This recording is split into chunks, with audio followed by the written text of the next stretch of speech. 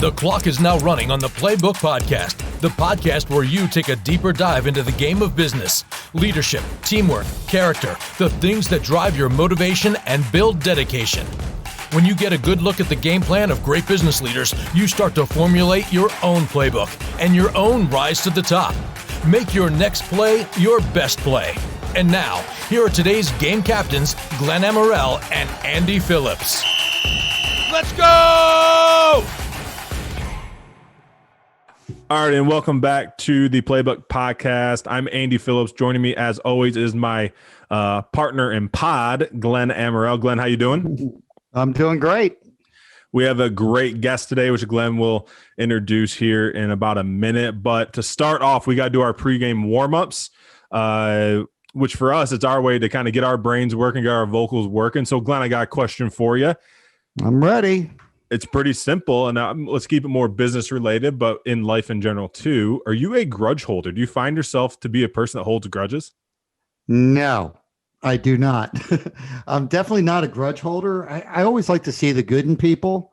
So I have a hard time holding a grudge, which I guess can make me maybe vulnerable and naive. But, some people, they just carry it around, it's like baggage, and I don't ever want to be that person. So I'll continue to look for the good in people. And even when they do me wrong, just hope for the best, just be, forgive, but not forget. Right. You're a bigger man than I am. All right. Well, I got a question for you. You were probably about my size in 8th grade, and you've always had a disdain for bullies, which I find admirable. Tell me a little bit about those feelings and how you can relate that to the workplace. Yeah, so I've always just hated anyone who got bullied. I always tried to stick up for them growing up. I don't think any kid should go to school scared. I don't think anyone deserves to be talked down to in life in general. So I've always had that. I think the workplace is the same thing. I think it goes right along the lines with it, kind of workplace environment. No one should go to work and feel like downplayed, feel like they're being bullied, feel like they're less than anyone else there. And I think ultimately that's A, how you should treat humans, and B, how is the best way you can build a team as well, which obviously in the workplace is so important. Absolutely. Well, we have a great, great guest today. We have my friend, Charlotte Conroy, who's the managing partner, director of marketing, business development at Recent Communications, and also a mother to Cam and Cece. So you can see she's got her plate full, and I'm pretty exhausted just looking at her resume. So we're going to kick right in with some questions. Charlotte, how you doing, Charlotte? Yeah, doing good. I'm excited to be here. This is exciting. I'm happy for you guys on this Playbook podcast. Love the sports team, right? So I'll be bringing the heat, hopefully. All right, I'm ready. We'll bring it right back at you. Let's do it. You're a smaller family-owned business, which is great. How do you compete, in the telecommunications world with the giants and the larger companies out there? Yeah, I love this question, and I didn't even give that to you as like a little layup here, but a big thing that we're talking about this year is say no to big telecom. And it's just funny because it resonates with so many people. For us, we're now celebrating our 21st year in business.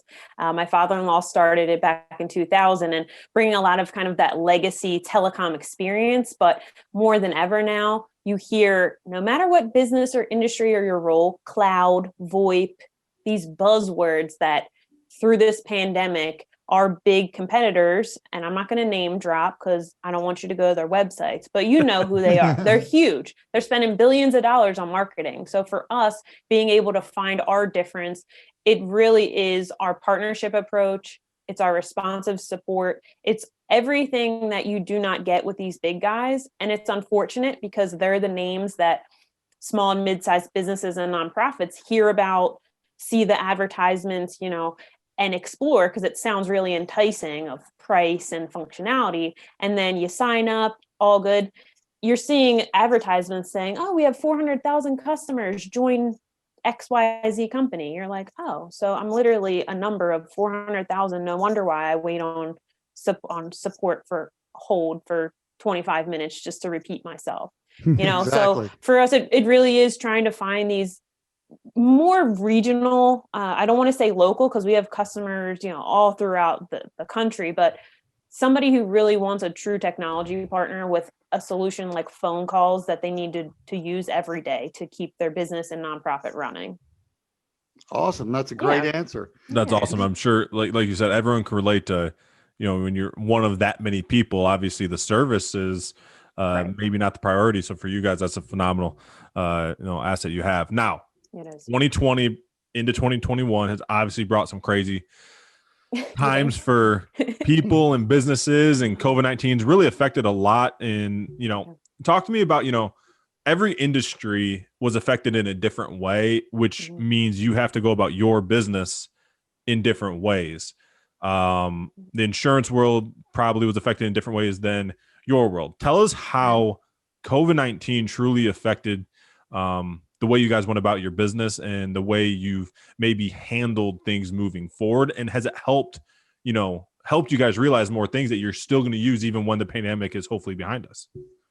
Yeah, I think that's a really powerful question. It kind of goes to your first question of how we're different, because with an industry that we provide real-time communications, whether it's cloud-based or you have a phone system at your office, and how do you keep your team connected? How do you stay connected to your clients, your patients, your customers, whatever you want to call them, right? Depending on your industry, and being able to work anywhere.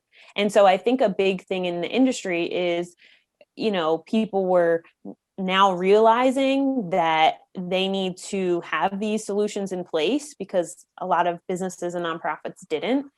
But I think more and more it's helping to leverage the technology to really find the best fit for the challenges different businesses face. Not everyone needs to have this high-end technology to keep them connected all the time, but a lot do.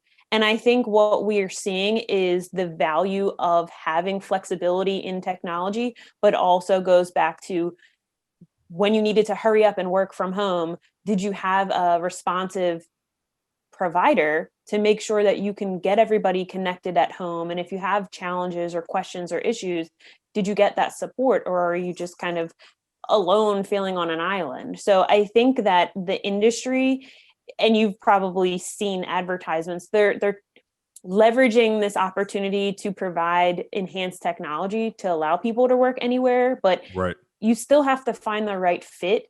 And for us, it's really been, sure, we want to grow our business, get new clients and help people and businesses, but spent so much time throughout this pandemic in focusing even more on our existing clients and making sure that they have what they need to work remotely, have what they need to still have some people in the office, some people at home, across the state, across the country. And it really did test our whole commitment to support and service. And I feel really proud that some of our clients that didn't really need to call or email us for things, they did, and they experienced what we talk about, and we really are walking the talk. And I just really think it's deepened our partnerships with our existing clients and deepened our ability. Even though you call us a small business, we have the capacity and expertise that a lot of our industry competitors, they do a great job selling and marketing, but once they have clients, they're not servicing them. So the turnover there is so high. For us, we have customers and clients and partners, for that matter, that have been with us for 20 years. We've been in business. So I think it's pretty powerful. Can you walk the walk? That's awesome. Now, Charlotte, the two of us are on ambassadors for the Mainline Chamber of Commerce, which is great. So we get to help connect people and help them grow their business. How has these membership affiliations helped you with your business development over the years? Yeah, and yes, we met through the Mainline Chamber. So shout out to the Mainline that was Chamber awesome over there. Yeah.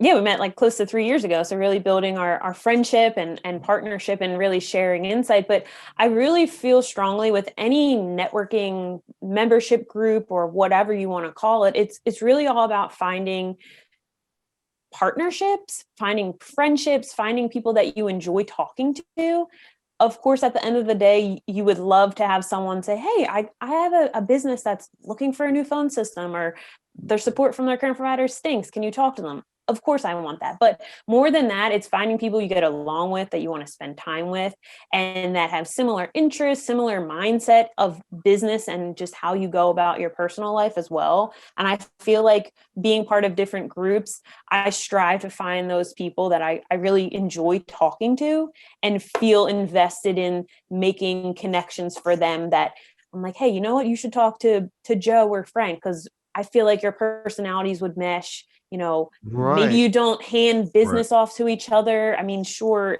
that is the very end goal, but just making those connections for people and feel like you're adding value, because you never know what your career path is going to bring. So sure, you're trying to build your business here and now, but it's all about the personality and connections, I feel like. Yeah, you got to be, who you mesh with the best, because I guess a friend of many, as a wise man once told me, right? That was Andy, is a friend of none, right? Yeah. You can spread yourself too thin. That doesn't Exactly. mean you can't be there for people. Right. But, really great answer. And the the relationships are awesome. And Yeah. relationships really matter too, because if the end goal is to, have a business relationship and get some opportunity that way, you can't like just fake it up until that point. Like, you actually have to have genuine common interests and goals, and your personalities have to mesh. So that's very true. Yeah, it's so true. And I actually just got off a call with someone who, this is the third time we talked, because someone made an introduction. They're like, oh, I think your personalities will mesh, or you should meet so-and-so. And it's like, he and I had this conversation. I'm never going to turn down, like you guys, you're never going to turn down an introduction to somebody. Right. Sure, you'll spend some time talking, but that doesn't mean that they're someone you really enjoy, you're going to continue following up. It's like, sure, I can meet all these people, but like continuing to grow solid friendships, partnerships, and just being around good people that agree with, your mindset and just life is, and your values. That's a great. And your values. Yeah. That's why me and Glenn have been like best buds. We used to, in the good old days, we used to go out to networking events. It was great. We, great sense of humor. I mean, so it's two high energy people. Cracking weird jokes, weird or not, inappropriate or not, whatever. Uh-oh. No way, not Glenn. Radio edit. No way. Did I just say that? No. All right, we got the last question of the first half here, the last play of the first half. Now, this one, you can go personal, you can go business. You really whatever you want to do. But everyone has a rock bottom. Your bottom might be further down than some people's, but everyone has a rock bottom. And sitting where you are today, you've clearly climbed out of that rock bottom. Explain to us in as much or little detail as you want what your rock bottom moment was and what it taught you to then have the fight to climb out of that situation and be where you are now. Yeah, I think this is an interesting question. And I have to say, I'm super blessed in my life that, I've had the family and friends and career path and opportunity. But I do think I'm going to take it to the business route versus personal on this. And, after I graduated undergrad in 2009, and it was like we had close to a depression, trying to find a job and all this stuff in my field, which was marketing. And I was networking with friends and family, and you never know who you meet. So I was able to get my foot in the door at a pretty large corporation where I worked my way up. I was there for almost 6 years. And the amazing experiences, the leadership opportunities I've had, traveling, through the country, out of the country, but it was nonstop. It was 24/7. At the time, I wasn't married to my now husband, Greg. I didn't have kids. We had a dog at that point, and it was like, okay, I can do this. But I just feel like it came to a point where I'm like, is this really what I want to be doing? Sure, I'm getting paid a ton of money, and I'm traveling and presenting to literally president of a Fortune 500 company, and all of these things that sounds like, oh, cool, like here's your job. And it's like, do I really want to do this? And so I feel like it came to a point where I, sat down with my husband and I'm like, I don't love this.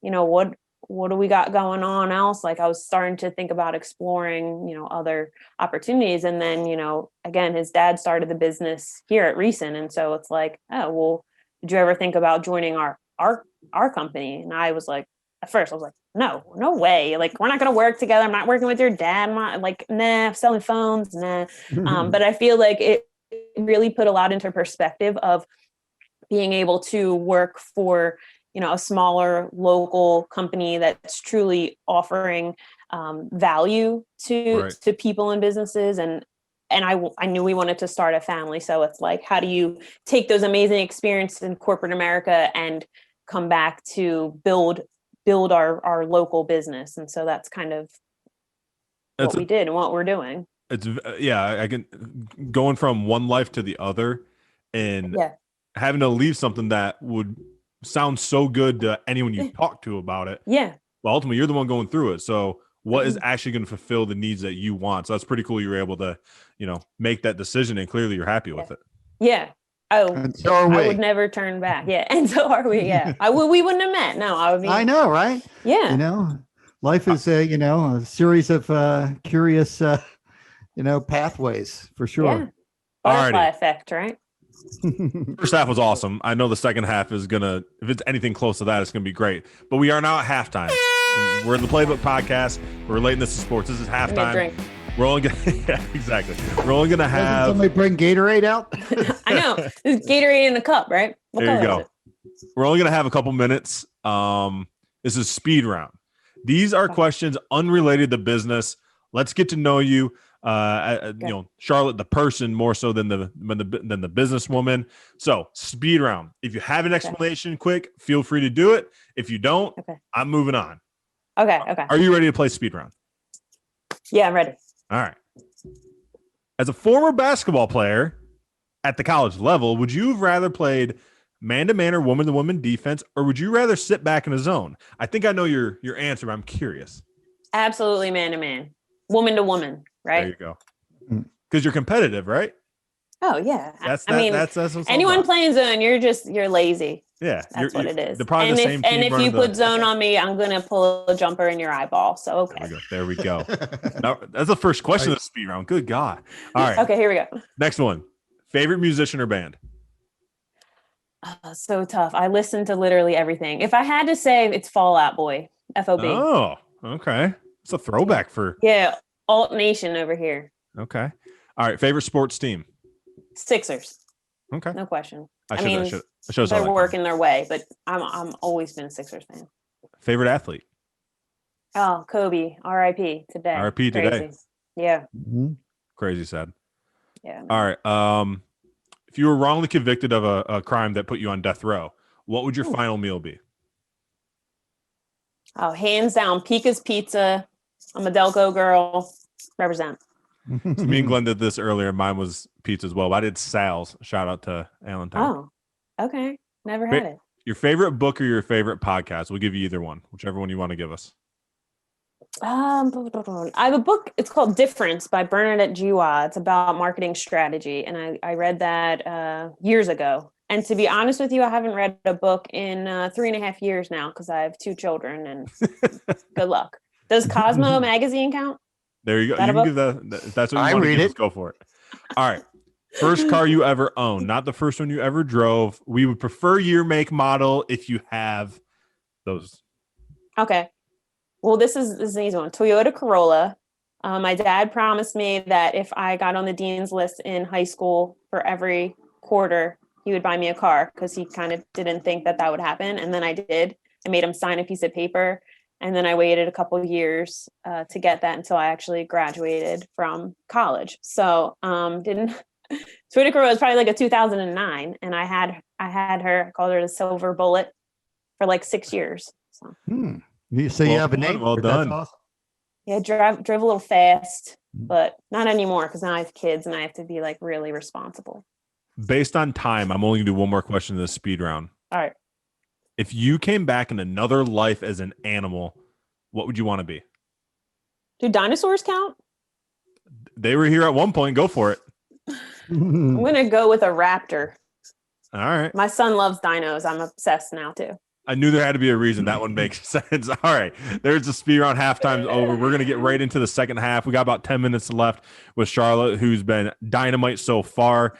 These are more focused on leadership and experience, more so than maybe the business up front. Being a former athlete, as we talked about, how did that help you translate into the real world? I know I have some answers for this as well, but I'd love to hear what yours are, because there's a laundry list that I'm sure could apply to this question. Yeah, I love that question. And I'm a big LinkedIn fan. I post a lot there. And I actually, a picture came up 15 years ago. I was playing in a first appearance NCAA for D3 women's basketball. And I wrote this whole thing about these top 8 attributes. And for me, it's teamwork. It's being coachable, practicing when no one's watching, improving. I mean, time management, handling pressure. I mean, like you, Andy, there's a list that goes on, but I think so much of that translates to the business world. And not to say former athletes are not amazing professionals. Right. But yeah, there's just so many things that you don't have to teach someone to have those characteristics and drive. So I think it's just really powerful to have that. They're instilled in you from day one at any program you go to. So, I mean, I agree. I think the time management, being able to work as a team, the working when no one's watching might be the biggest one. Yeah.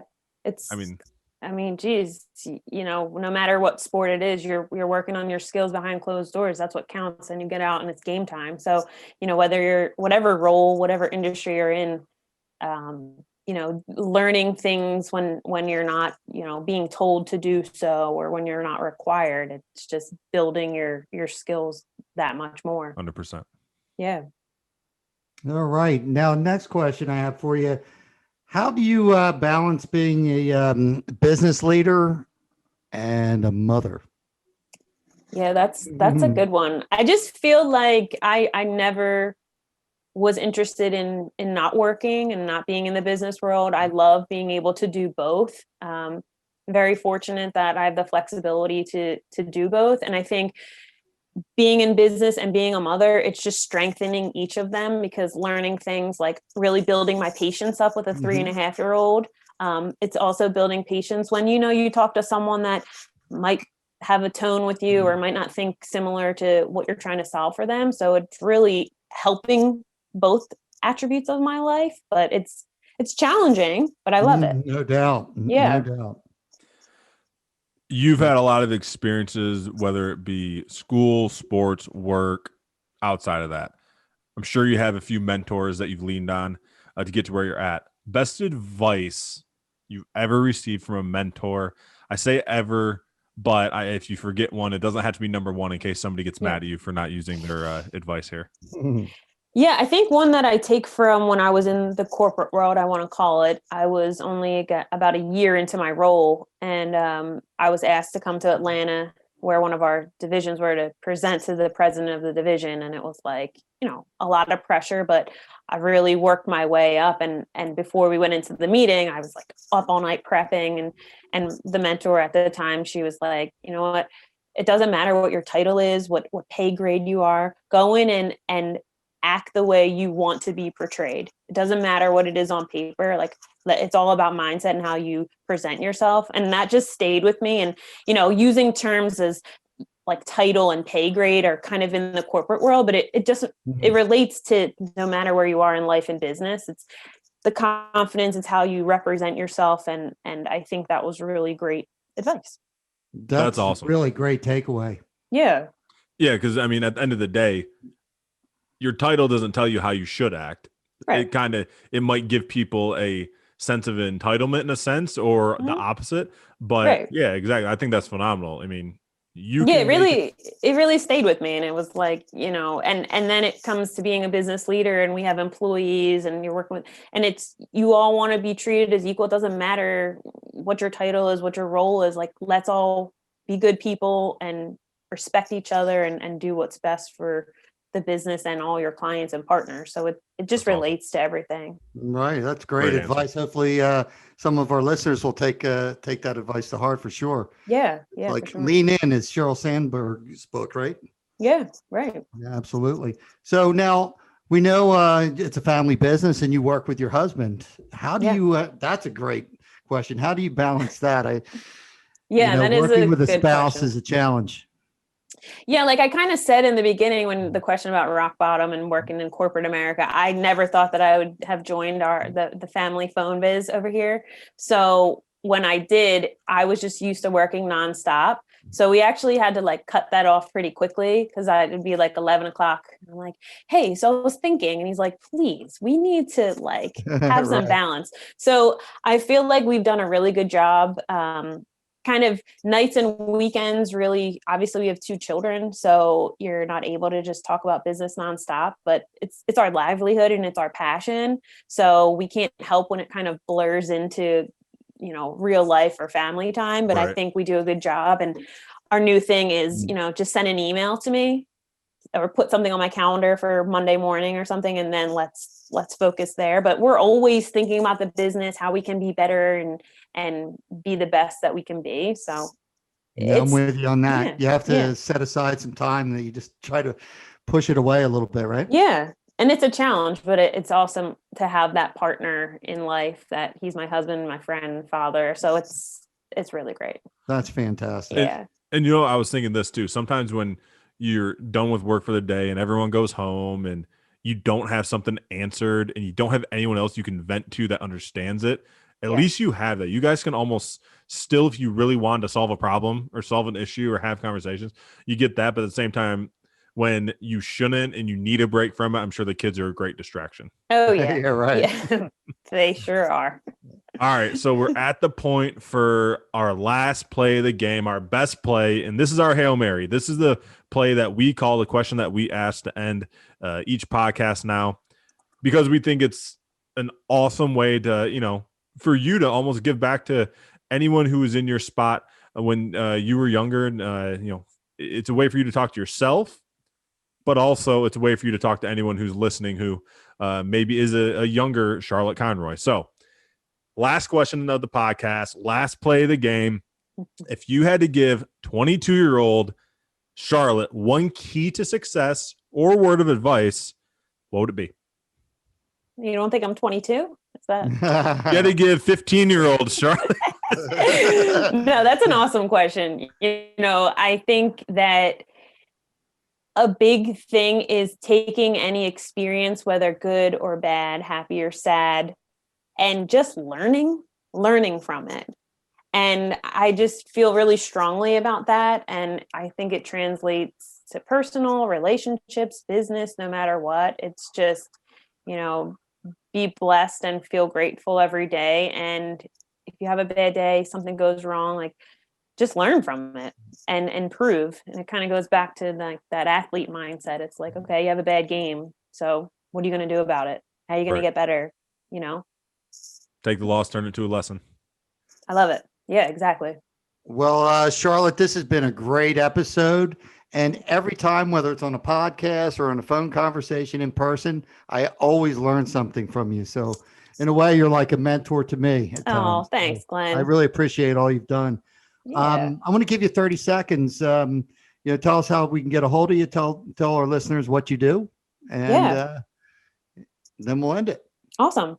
No, and I appreciate it, guys. This has been amazing to talk about business and personal. I mean, that's it. We talk about building relationships and trust. So hopefully people got to know me a little better. But Recent Communications, like I mentioned, we've been around for 20 plus years now. We're a full service regional telecom company without being too complex. We do phone solutions, phone systems, phone service, call center, mobile apps, anything to keep your business or nonprofit connected. That's what we do. And we're different because we take support, partnership, service extremely serious. And that's our biggest difference. So you can catch me, Recent Communications. It's recentcom.com. Find me on LinkedIn, Charlotte Conroy. And I would love to connect and see if there's a way to just build partnerships and help each other. Well, that's great. Well, thank you for listening to this episode of the Playbook with Andy and Glenn, and of course, Charlotte. Thank you, Charlotte. Please reach out to us. Thank you, guys. And comment, on our platforms, whether it's LinkedIn or Stitcher, or however you get this podcast. And we're open to suggestions. Who you'd like to get some some quality information, some steals, and we can do the scouting for you. So feel free to reach us at 610-770-6600, extension 125. Thank you very much. 127 as well. And 127, yes.